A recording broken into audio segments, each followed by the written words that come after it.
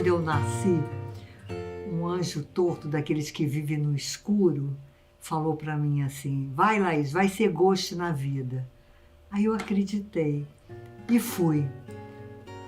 Nasci onde o Brasil é Paraguai, na fronteira do Brasil com o Paraguai, numa cidadezinha chamada Ponta Porã.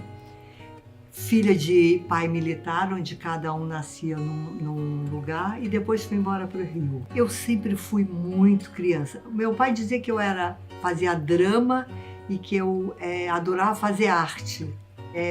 Meu pai era católico, a minha mãe não tinha religião. E aí a gente morou uma época em Campinas e tinha uma apresentação na igreja de Páscoa. E eu fui ser coelhinho da Páscoa. E aí tinha aquela música de olhos vermelhos, come uma cenoura com casca e tudo. Na hora que eu falei comer a cenoura, eu comi de verdade, não tinha técnica, né, gente? Eu era metida, tinha 4 anos, 5 anos, sei lá. Aí, no que eu comi a cenoura, eu estava com a boca de cenoura e tinha que continuar cantando. E aí eu cantava, cuspia, e foi uma gargalhada geral na plateia. Gostei daquilo. Eu falei, olha, gostei, não sabia direito, mas aí eu evoluí bastante, porque eu tive a plateia me dando. Nisso eu fui olhando para a coisa da arte. Com 10 anos, montei um primeiro espetáculo, que era o circo. E tinha um menino da fazenda que ele tinha sido mordido por uma cobra. Ele só tinha o pitoco do braço. Ele era muito bonito e ele ficava meio que escondido na árvore assistindo o ensaio. Eu não lembro o nome dele. Eu só sei que eu falei para ele, vem cá, sei lá, João, vem cá, você não quer participar da peça? Ele olhou assim e falou, olha, eu tenho um personagem para você. Você vai ser o domador do circo, você é o melhor domador que comer o teu braço, que o leão comeu o teu braço. Ele topou. Quando eu fui estudar teatro, que eu fui ver, eu fui ver que eu estava fazendo uma bufonaria, que era uma coisa do bufão, que ele ridiculariza o seu próprio defeito, a sua própria deficiência, a sua própria dificuldade interna, né? Mas eu não sabia disso. O menino entrou, ele foi um sucesso, ele fez, dali ele foi embora, nunca mais eu vi, até gostaria de saber por onde anda esse menino. Então eu sempre fazia teatro, eu pintava, eu sempre desenhava, eu gostava de criar, e fui muito, muito moleque. Eu brincava na rua, no meu perfil é minha imagem de criança, porque eu quero que a minha criança fique sempre acordada, ela não pode ficar adormecida. O adulto, ele não pode adormecer a criança, ele devia pelo menos uma vez por mês ele ter uma aula de jogos teatrais, poder brincar. A Laís criança, ela brinca o tempo todo, e isso também tem uma questão importante, que às vezes eu não sou levada a sério, porque é como se você criança, você brincar, você não é levada a sério, entendeu? Porque você brinca, eu gosto de brincar. Então tem essa questão, parece que você não pode brincar mais, você não pode ser criança porque você não é um bom profissional. O meu endereço de e-mail é brincaturas@gmail.com.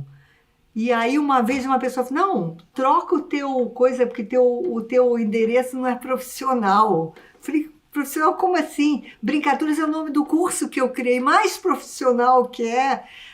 Então tem essa coisa do padrão, você para ser profissional você tem que ser isso, você tem que ser desse jeito, você tem que vestir desse jeito. Ele te bota dentro de um rótulo que não é a verdade, entendeu? Isso não quer dizer que você não é profissional porque você tem um nome, que você ri, que você brinca. Quando a gente era pequeno, eu passava as férias na fazenda, então eu pegava o trem, levava 3 dias, descia em Aquidauana, e da Aquidauana a caminhonete da fazenda estava esperando, e mais o dia inteiro. Era uma aventura, né? Mas aí foi passando, o trem foi indo embora, que foi uma tristeza geral. Eu me lembro que eu vim com o Arthur para o aniversário de 70 anos da minha avó. na fazenda. No que descemos em Campo Grande, o Arthur não conhecia e falou assim, Laís, vamos morar em Campo Grande? Eu olhei assim e falei, em Campo Grande? Mas, vamos, o Rio estava ficando violento.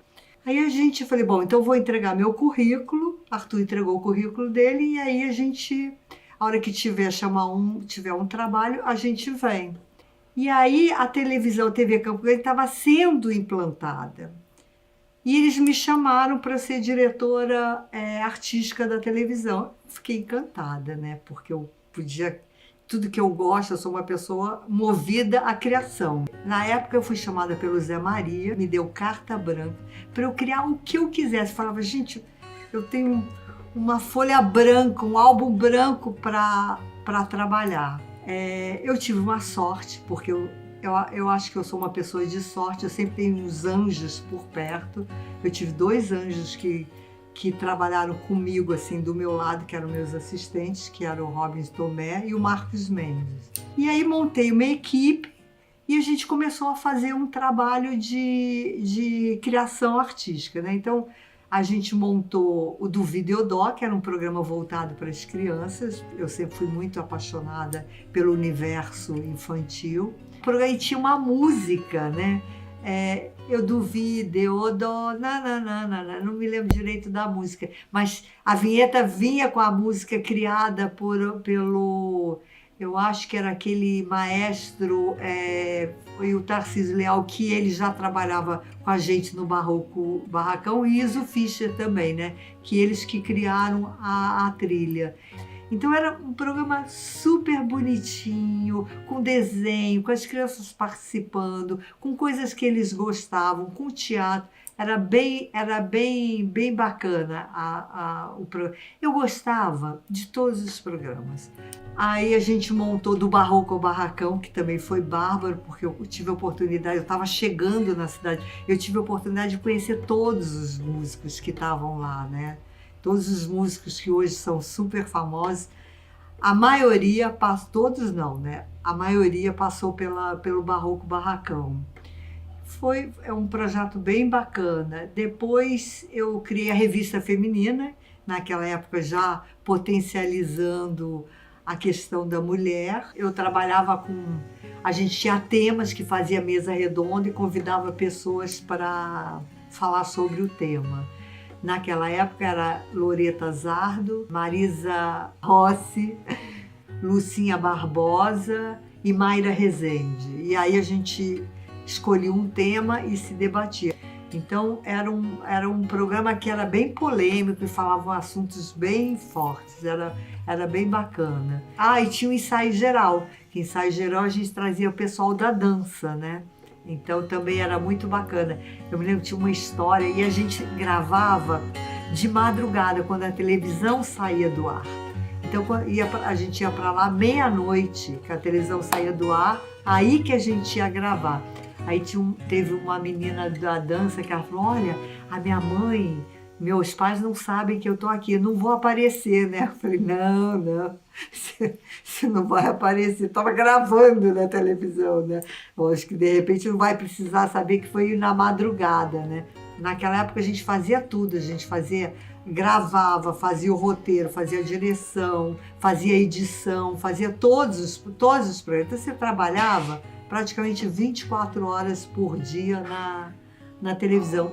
Eu adorava, eu tinha um clima muito legal, porque tanto o Marcos como o Robins, a gente tinha uma energia gostosa. Os câmeras, eu fiquei muito amiga dos câmeras, e quando encontro, até hoje a gente se abraça com carinho. Tinham pessoas muito bacanas que eu trabalhava, que eram o Ciborgue, o Matraca, Mandu, Juvenal, Ziral, todos jovenzinhos, todo mundo trabalhando na televisão. Então esses 4 programas eram criados por eu, Marcos e Robins, eram 3 que trabalhavam direto nessa questão. Então a gente trabalhava muito. Aí tive também a Nossa Terra, Nossa Gente, não foi uma criação minha, mas fiz uma direção e aí a gente desenvolveu as Ramonettes por causa do Chacrinha. Aí era o Ramon Achucarro que fazia, então nós criamos as Ramonettes, foi um sucesso. Era um sucesso, todo mundo adorava, todo mundo assistia os programas. Fomentava a cultura, fomentava as artes, todo mundo queria participar do programa, todo mundo vinha para o programa, era um acontecimento, era muito bacana, dava trabalho, a gente trabalhava pra caramba, dormia pouco, comia pouco, mas tinha muito prazer, era muito bacana isso. Eu quero deixar claro aqui, reconhecer carta branca com o Zé Maria. O Zé Maria, ele me deu carta branca para eu poder fazer o que eu queria. E isso foi muito legal. E ele foi muito importante para a cultura do Estado, porque era um momento onde a gente trazia os artistas eram vistos, os artistas eram conhecidos. Hoje está tudo online, todo mundo fala, todo mundo se apresenta, cada um grava, cada um fala. Mas naquela época não tinha isso. E aqui do Centro-Oeste, então, se naquela época, se hoje em dia já tem uma coisa a mais que a gente está fora do eixo, antigamente era muito mais, né? Hoje a gente está mais um pouco perto do eixo. Eu vejo os editais, os projetos, eles focam em todos os estados do Brasil, né? Isso tem uma preocupação maior e os artistas são mais vistos em função da nova tecnologia, né? Mas naquela época não tinha, não. Quando eu estava no Rio, eu tinha feito escola de teatro, meu foco era teatro, e aí já tinha participado de peças, participado de cinema, de programas de TV. E aí eu fui para. Eu criei uma loja que eu trabalhava que chamava Quarto de Vestir, que era uma confecção, que dali eu criei a República do Pantanal, onde comecei a desenhar, fazer coisas que levasse o nosso estado, que falasse do Pantanal, que levasse para fora o nosso estado, mas sempre voltada para as artes, né? E a República do Pantanal, ela foi um sucesso, porque calhou na novela Pantanal. Então a gente vendeu pra caramba, teve um monte de loja, não sei o quê. Acabou, quebrei com o plano Collor, as coisas foram mudando e de repente eu também fui descobrindo que eu não era do capital, sabe? O meu barato não era lucro, né? Eu queria outros tipos de lucro, não só o lucro financeiro. Mas nisso eu estava super triste. E aí a Lucinha Barbosa, ela falou: Laís, olha, tem um lugar que estão precisando de um professor de teatro para trabalhar com meninos de rua e ex-meninos de rua. Você tem interesse em fazer um trabalho? Eu te indiquei. Eu ia lá eu comecei a fazer um trabalho de jogos teatrais com esses meninos. Aí a coisa foi, sabe quando foi brotando aqui, foi nascendo? Eu falei, gente, é isso que eu quero fazer. Eu quero trabalhar o teatro com a educação, eu queria misturar essas coisas. E aí eu fui curtindo, a coisa foi crescendo. Eu montei com o Arthur a OCIP, Casa de Ensaio, né, que é a Organização da Sociedade Civil de Interesse Público. E aí criei a Casa de Ensaio, que é um centro de arte, educação, cultura, social e meio ambiente. Tinha tudo, né? Eu sempre gostei do tudão. E aí foi muito legal. Porque aí eu me encontrei, era isso que eu queria fazer, porque eu fazia o teatro comercial, eu gostava, mas eu sofria. Tinha uma competição, tinha egos, era para mim, eu não estou dizendo que todos são assim, eu sofria com isso, sofria para decorar, eu sofria para... Era tudo um sofrimento, mas eu gostava do teatro, eu sempre gostei do teatro.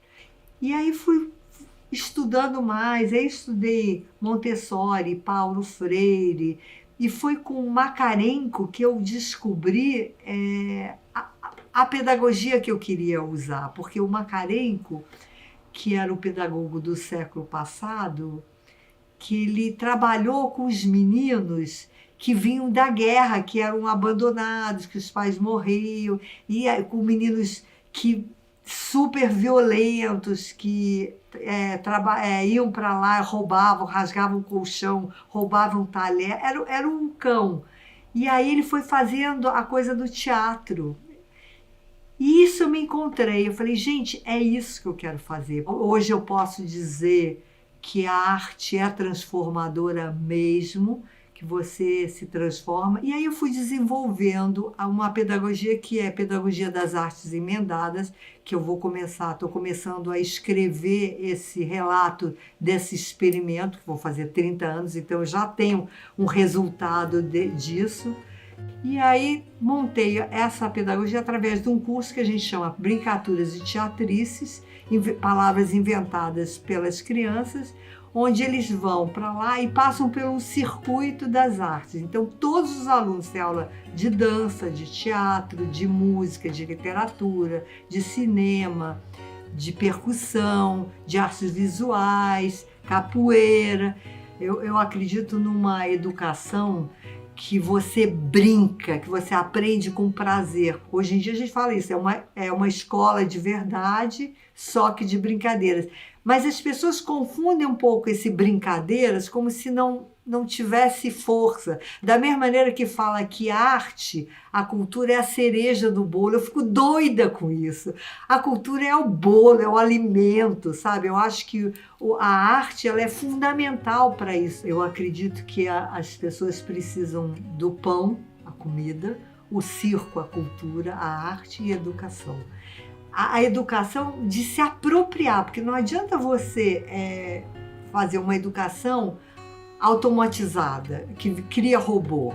Eu sempre fui uma artista independente. O artista independente, tudo tem dois lados, tudo tem a coisa boa e tem a ruim. Ele tem uma autonomia, ele faz aquilo que ele gosta, isso não quer dizer que ele não sofra, que ele não tenha, que não seja difícil, que ele não trabalhe mais que todo mundo, mas é muito prazeroso você ir para onde te move. Eu criei uma companhia das aves extraviadas, que eu adorei o nome. Quando eu criei essa companhia e que eu fui convidando o elenco, são todas aves extraviadas, pessoas maravilhosas que estavam num outro universo, uns no universo artistas, mas sozinhos, e aí a gente se juntou. Eu sempre gostei do coletivo, eu acho que eu gosto de trabalhar em grupo, eu gosto de trabalhar em coletivo. Todas as exposições que eu tive individuais, eu sempre convidei pessoas para a minha exposição. Eu nunca fiz uma exposição eu sozinha dos meus trabalhos. Tem uma fala do Boal que eu gosto muito, isso o Boal já morreu alguns anos atrás, que ele fala o seguinte, que o único lugar onde o homem vai olhar no olho do homem vai ser no teatro, porque o resto é através de uma máquina. Então, o teatro não pode acabar.